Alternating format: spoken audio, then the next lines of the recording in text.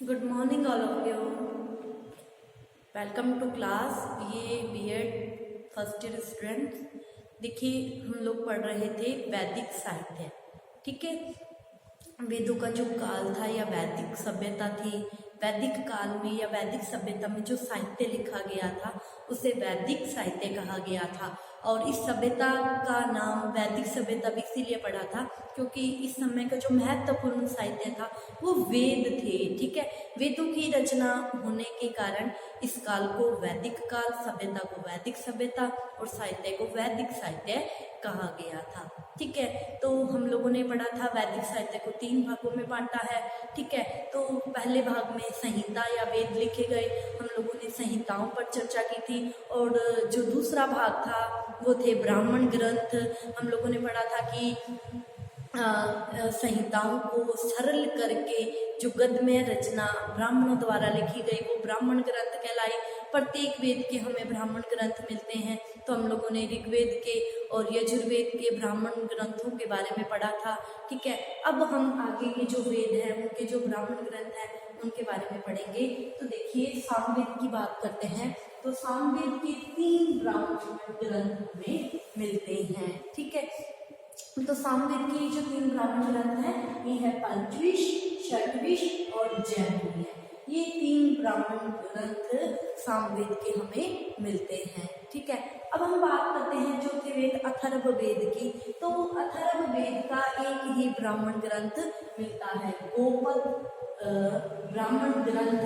ये अथर्ववेद का ब्राह्मण ग्रंथ है। ठीक है, अब हम लोग आगे बात करते हैं जो तीसरा भाग था वैदिक साहित्य का। जैसे पहले भाग में संहिताएं आई थी या वेद आए थे और दूसरे में ब्राह्मण ग्रंथ आए थे। तीसरे भाग में हम लोगों ने जाना था कि आरण्यक है, उपनिषद है, श्रोत साहित्य, सूत्र साहित्य है या वेदांत है। ये तीसरे भाग की रचना थी। तो ये रचनाएं क्या थी, आइए इन रचनाओं के बारे में जानते हैं। तो तीसरे भाग में पहले आते हैं, सबसे पहले आरण्यक आते हैं। ठीक है, देखिए अरण्य में आरण्यक जो शब्द है वो अरण्य से बना है। अरण्य मतलब जंगल।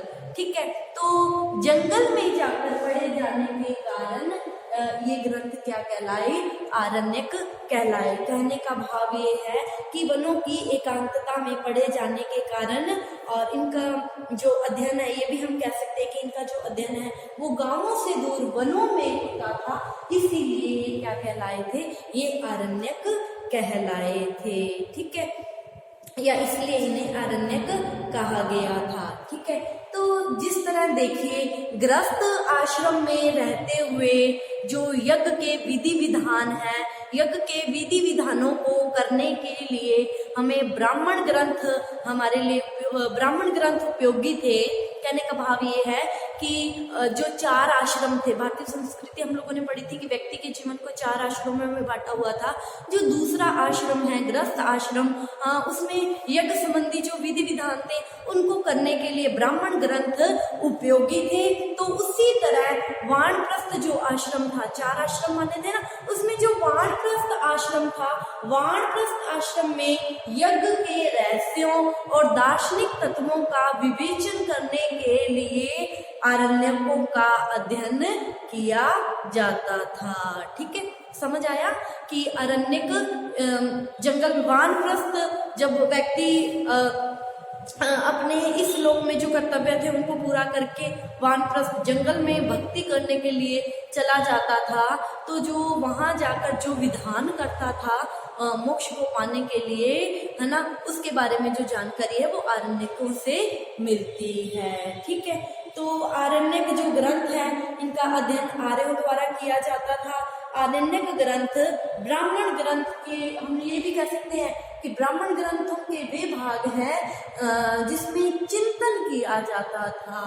ठीक है, तो ये ब्राह्मण ग्रंथ आरण्यकों के बारे में हम लोगों ने पढ़ा कि जब व्यक्ति वानप्रस्थ आश्रम में प्रवेश करता था तो वानप्रस्थ आश्रम में रहते हुए वो जो धर्म संबंधी जो विधान करता था उसके बारे में जो जानकारी है वो हमें आरण्यकों से मिलती है। ठीक है, कह सकते हैं कि आरण्यकों में वानप्रस्थ जीवन में प्रवेश करने वाले व्यक्ति के द्वारा जो चिंतन किया जाता था उसके बारे में जानकारी मिलती है। ठीक है, देखिए आरण्यकों के बाद जो लिखे गए वो थे उपनिषद। ठीक है, तो देखिए उपनिषदों में क्या है, मानव जीवन के जो गूढ़तम रहस्य हैं, ठीक है, गूढ़तम जो प्रश्न है, गूढ़तम प्रश्नों को सुलझाने के का प्रयत्न किया गया है। या हम कह सकते हैं कि उपनिषदों में दार्शनिक और आध्यात्मिक चिंतन के जो ग्रंथ हैं वो उपनिषद कहलाते हैं। ठीक है, धर्म और दर्शन, इसका जो चिंतन करने के लिए कि वास्तविकता क्या है, कि किस तरह हम मोक्ष को पा सकते हैं, वास्तव में धर्म क्या है, इसका जो चिंतन हमें मिलता है वो उपनिषदों में मिलता है। ठीक है, तो या फिर हम ये भी कह सकते हैं कि उपनिषदों में ब्रह्म क्या है, आत्मा क्या है, कहते हैं ना कि आत्मा उस परमात्मा का, उस ब्रह्म का क्या है, अंश है। ठीक है, अंश मतलब उसका हिस्सा है, लेकिन वो आत्मा उस परमात्मा से अलग होकर या उस ब्रह्म से अलग होकर इस संसार में 84 भटकती फिर रही है ना। 84 लाख योनियां बताई गई है कि मानव 84 लाख मतलब इस जो संसार है इसमें अलग अलग तरह के जीव जंतु है, तो 84 लाख योनियां मानी गई है ना।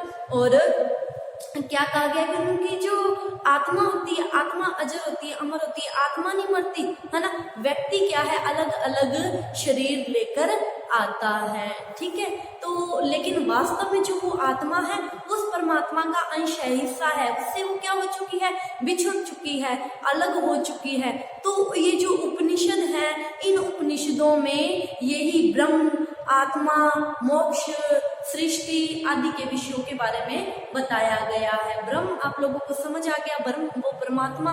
ठीक है, आत्मा जो हमारे अंदर है उस परमात्मा का अंश है, उस ब्रह्म का अंश है, हिस्सा है। ठीक है, लेकिन उससे क्या है, ये बिछुड़ चुकी है, इसने शरीर धारण कर लिया है। ठीक है, और मोक्ष से तात्पर्य ये है कि जब आत्मा और परमात्मा दोनों एक हो जाते हैं, दोनों में कोई छिन्न भिन्न भेद नहीं रहता, वो एक ही हो जाते हैं, तो उसे क्या कहा गया है, उस कड़ी को मोक्ष कहा गया है। ठीक है, और इस सृष्टि के बारे में जिस चीज से हमें जानकारी मिलती है वो उपनिषद ही है। ठीक है, और देखिए उपनिषदों में क्या है, कर्म कांडों का विरोध किया गया है।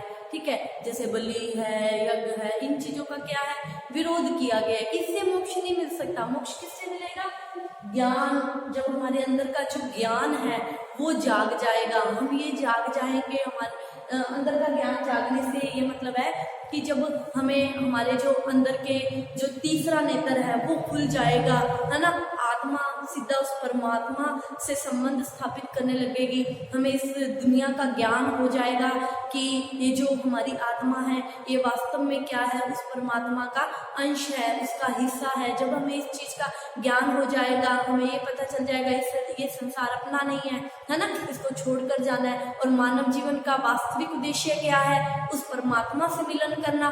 क्यों, क्योंकि देखो 84 लाख योनियों में मानव योनि ही एक ऐसी योनि है जिसमें बैठकर हम उस भगवान की भक्ति कर सकते हैं और इस आत्मा को परमात्मा में मिला सकते हैं। तभी तो ये कहा गया है कि इस सीढ़ी से जो नर चुके सो आवे जावे दुख पाए। मतलब ये मानव जीवन क्या कहा गया है कि जो जैसे 84 लाख योनियां होती हैं, कि क्या कहा गया है कि एक सीढ़ी के समान है। ठीक है, और जो इसमें आखिरी सीढ़ी है वो मानव जीवन है। ठीक है, अगर मानव जीवन में भक्ति कर ली है ना, तो हम क्या है, छत पे चढ़ जाएंगे। छत पे चढ़ने से मतलब है कि सीढ़ी का आखिरी डंडा है। मानव जीवन क्या है, सीढ़ी का आखिरी डंडा है।